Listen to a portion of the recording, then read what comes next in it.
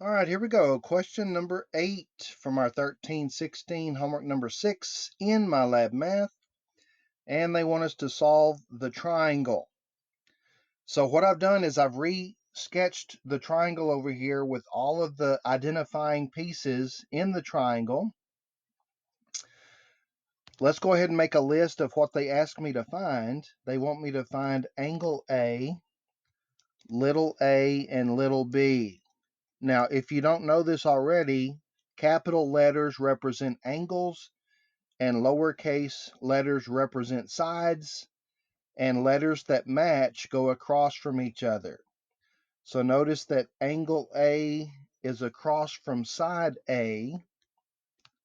That means that across from little b, from side B, should be angle B, which makes the other angle up here angle C, which makes this little c. So that's the way that you can identify all 6 pieces of your triangle, and then you can go about solving for the unknowns. Since we're given 2 angles already, the easiest piece to find first would be angle A, and that is simply going to be 180 minus the other 2 angles. And if we bring up the calculator,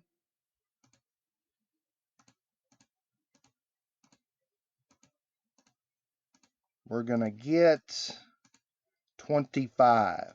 So angle A is 25, which means that this is not a right triangle. So SOHCAHTOA and Pythagorean theorem are out. They're useless in this triangle. So we're going to have to rely on other tools. And the tool we're going to make use of in this problem is the law of sines. So let me write that down real quick. Sine of A over A, sine of B over B, sine of C over C. This is the law of sines. Of course, you don't have 2 equal signs in any problem. So we're going to be using 2 of these ratios at a time to solve for the piece we don't know. And we're going to start by finding side A first. So to find side A, that would be sine A over A, because we have to have little a in there. And then I want you to notice that I do have angle C and side C. So that means that I'm going to use sine C over C so that side A is the only variable, and then I can solve for A. And now let's populate this with the numbers we know. Angle A is 25, because we just found that. Side A we don't know. Angle C is 95, and side C is 8. And then to finish that out, to solve for A, we need to cross multiply.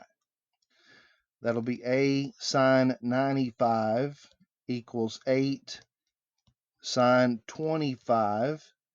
And then I need to divide both sides by sine 95. And then now I have little a by itself. And this is, again, a great time to bring up the calculator. Make sure you're in degree mode. And then input this correctly. And we need that rounded to 2 decimal places, 3.39 rounded. So there's little a, 3.39 rounded. And then again, remember, this is not a right triangle, so Pythagorean theorem is useless. And so now what I'm going to do is I'm going to go back to the law of sines. Remember that we did know angle C and side C, so I'm going to recycle that.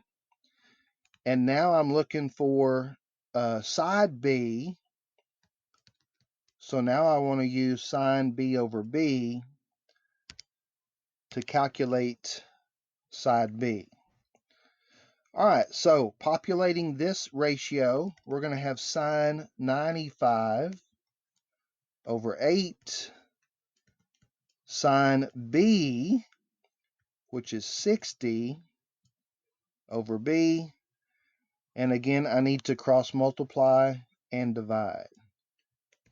B sine 95, 8 sine 60, divide by sine 95. And if I could bring the calculator back up. And the only thing different about the button pushes here is this angle. So I'm simply going to go back and swap that for 60. 8 sine 60 over sine 95. And round to 2 decimal places, 6.95 rounded.